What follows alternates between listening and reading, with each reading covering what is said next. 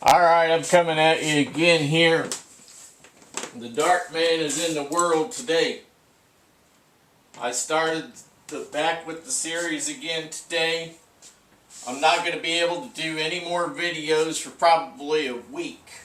I might try to squeeze in a video or two in the next few days, but I may not be able to do another video for about a week. But the dark man is coming. He's in the world today, right? I started out with that this morning, playing The Dark Man is Coming. That's right. So, the Antichrist, he's in the world today. He's just waiting for certain things to happen. And then he gets his time. And then he gets squished like a bug. Alright, so, it's talking about things I gotta do. I've been getting stuff ready, and there's absolutely nothing wrong with being prepared. Everybody should be prepared. I mean, look at Switzerland. Switzerland, all the people have military arms in their closets. That's right, full-on, full-blown military rifles in their closets in Switzerland. Over here, in the land of the faux land of the free, they don't even want you to have a semi-automatic rifle because they're scared. The communists who call themselves Democrats are scared. They're scared of it. They're scared of the people.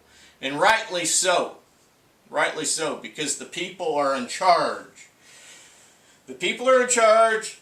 And the government is subject to the people, and they better learn that. But they're not. They're not learning it. They're not going to learn it until people stand up and just decide, you know what, enough. Right? Enough of this crap.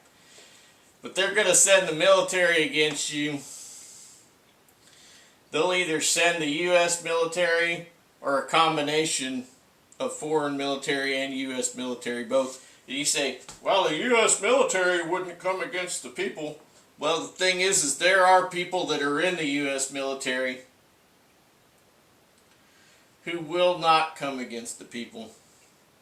But let me tell you, there are people in the U.S. military that will easily come against the people. Easily.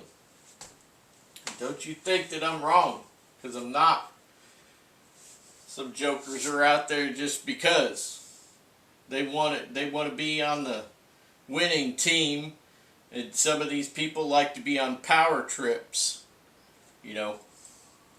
Anyway, getting back to this belt kit, this webbing, load-bearing equipment, whatever you like to call it. I'm setting myself up with the spring and summer. I'm using some of my old stuff and some new stuff. So I got spring and summer and autumn winter. Right? So I ordered in. I couldn't find, man, I'll tell you, some stuff is getting kind of hard to find. But I got this Maxpedition. I know that that's not US made, but it is well made for what it is. But it fits my purpose. It's the FR-1 pouch, and I had one of these about 12 or 14 years ago. I gave that, and I gave a pack to a friend of mine, and the pouch went with it. It was just a medical bag or something. I had it that would set up with a medical kit, a med kit, and anyway, I gave it away. I thought it was pretty darn good quality. I revisited Maxpedition. They have these right now, buy one get one free. I don't know what's going on. Maybe they're changing stuff up. Maybe they're either going out of business, or maybe they're changing who's making their stuff, or I don't know what's going on. But I know as an Asian fellow that owns Maxpedition, and but I know that he's always been about quality. He works in the air. He lives in the United States. But anyway, this is the FR-1 what pouch. They're using this mostly for medic pouch, but I'm using this as a GP pouch. So I got a few little things in here right now, but not much. Got flashlight, extra compass. This is a global Sun 2 compass sitting in there. This bag has a Right in the Rain in there, and it has a Ziploc lock sack in there with alcohol wipes for wiping off my map. So I got my map inside of the plastic, you know. So if I need to write on there with the dry erase, a fine point dry erase, and I need to like do some things on my map, and then when I get done, got it all in my head what I want to do, I can wipe it off. Alright, so that's what that is in there. Anyway, little things, you can put them in little ditty bags like that. So you open it up in case something happens, stuff starts falling out, you got it in a ditty bag, or you're going to have it lanyarded off or dummy corded, however you like to say it, right? So my GPS, nice thing about this Maxpedition FR-1 pouch is that it's got this little handle on it. So I decided I'm going to go ahead and make a mount, put my GPS there. I don't rely on GPS, but it is good for a lot of different things. You're going to learn how to combine the use of map and compass with the GPS, and you can do other things, right, to make you a more efficient Minuteman, right? Make things easier and better for you. So this is going to get dyed today. When I'm done with these videos, I'm going to go and start preparing the dye solution. This is going to go in as well as some other multi-scam products. I don't know if I had another pouch here somewhere. But anyway, there's another pouch that will be that dyed with the apple.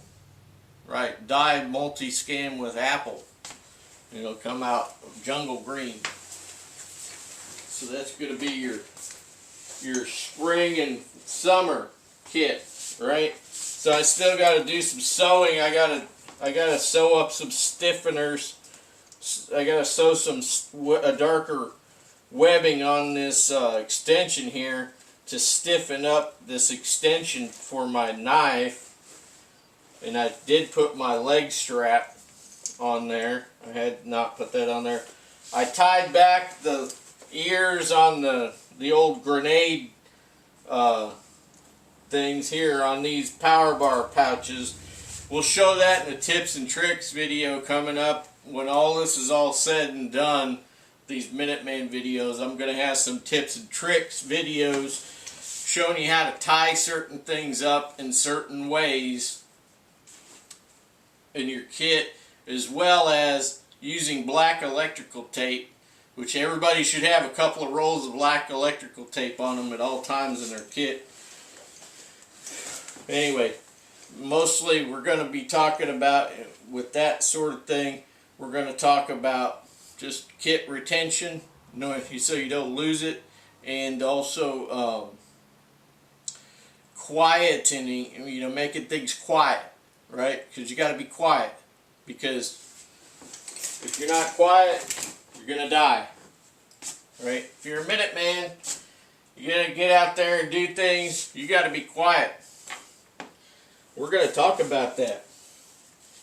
This is not, being a Minuteman isn't all about being a gung-ho patriot, flag, running into battle with the flag, with the, Call of the Valkyries screaming over, you know, a radio or anything like that. No, not about that. About being quiet. I really like this old war belt of mine. I had 2 war belts. The other one went away. And this particular one was a backup, so it still looked pretty new, right? Because I never really used it. But anyway, this one's larger than that one. That war belt was an extra I picked up for about $1 or something at a, I don't know, my flea market or something. I saw it and I thought, oh, that's a good extra, I could grab it. Couple things you got to consider. Weight. And I'm talking about your physical body weight. When you're crawling around in the dirt and in the weeds, you're not eating regularly, you are mentally focused on the subject at hand. Okay, we'll put it that way. You're eating less. You're losing weight. Things are gonna loosen up on you. This particular war belt over here, it's a little bit, it's kind of like I'm fitting in it, but I'm not fitting in it really good. You know, it's at its max because I'm old and fat, right? So, been crawling around in the weeds for a while. You're gonna lose weight because you're not gonna be carrying a lot of food. You're gonna be carrying a lot of power bars and power bar fuel, things like that in your patrol pack. You ain't gonna be worried too much about eating because your mind will be occupied with staying alive. Okay. Now, this particular one is a little bit larger. This is my autumn winter belt. It's a bit larger, and I've got it set. I've got it set right now at its max. Okay, maximum largeness, and there are a few inches here, right? And why is that? Because in the winter you're going to layer up a little bit. It's going to be colder outside, right? So just be ready for that. You don't want to be messing with this stuff all the time. You want to try to kind of set it and forget it. Now, this little metal thing's here clanging around. And get me some electrical tape. I'm going to make that quiet. See? That'll be quiet.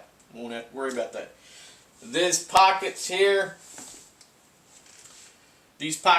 are to the sides a bit because I need space, right? If I crouch down, you know, I don't need a bunch of stuff in the front here getting in my way. Sometimes you lay down on the ground, prone position, you can undo that and just lay there, right? You still got your stuff on, don't take it off. And if you need to, you put it back on. These power bar pouches, the wings are tied back using paracord. I'm going to show you that in those videos I'm talking about. I'm going to show you how to tie those back proper so that they're not in your way. Maybe at some point you'll acquire some baseballs, you know. But still, you don't need them right now. Here's some paste beads. Those are just there so that when I get ready to use this thing, I can take this off and put it on my blouse that I'm wearing or my jacket or what have you. You want to put that up here on your chest or up here in your neck area so it's not getting caught on nothing. You're not losing your paste count because a bead got moved by brushing into some brush or whatever. You want it right in this area here so that your arms will always be protecting those paste beads, because it's very important to know how far that you have gone, how far that you have traveled, right? Anyway, this blowout pouch is populated. It's missing a couple things, but some stuff is kind of hard to find or hard to get, you know, in the civilian world. There is no butt pack on here right now because it needs to be dyed. Either dyed or painted. Alright guys. I'll come back at you in another one soon. See you.